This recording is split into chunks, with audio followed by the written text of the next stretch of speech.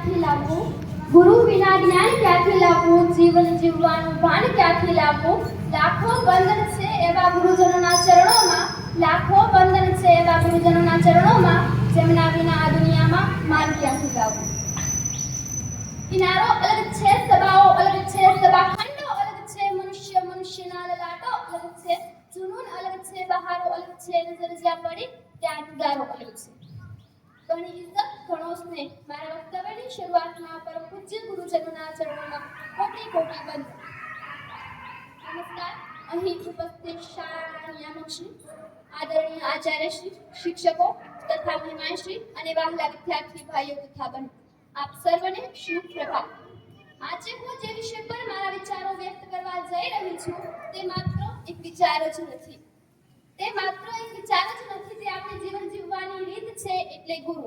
ગુરુ એ જ્ઞાન છે, ગુરુ એ વિજ્ઞાન છે, ગુરુ એ જ્ઞાન છે, ગુરુ એ વિજ્ઞાન છે, ગુરુ એ આત્મા છે ને ગુરુ એ પરમાત્મા છે.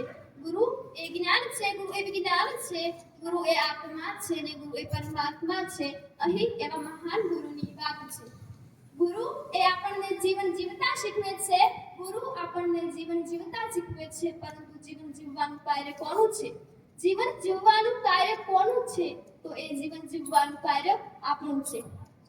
ગુરુ આપણને વિદ્યા શીખવે છે, ગુરુ આપણને વિદ્યા શીખવે છે, પરંતુ એ વિદ્યા શીખવાનું કાર્ય આપણું છે. ગુરુ એ આપણને સત્યની સીડી બતાવે છે, પરંતુ તે સત્યની સીડી પર ચાલવાનું કાર્ય આપણું છે.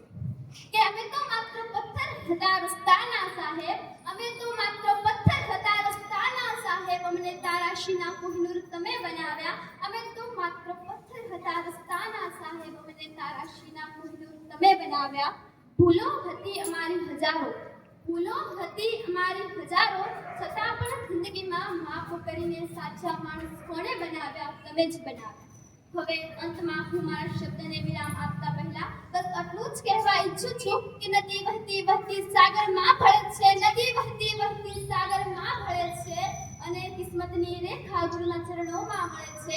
આ નદી વહેતી વહેતી સાગરમાં મળે છે ને મારા કિસ્મતની રેખા ગુરુના ચરણોમાં મળે છે. દુનિયામાં ભલે લાખો દીવાઓ પ્રગટાવે, દુનિયા ભલે લાખો દીવાઓ પ્રગટાવે છે, પરંતુ સાચું અજવાળું ગુરુની વાણીથી જ મળે છે. સાચું અજવાળું ગુરુની વાણીથી જ મળે છે. અસ્તુ. જય હિન્દ, જય ભારત.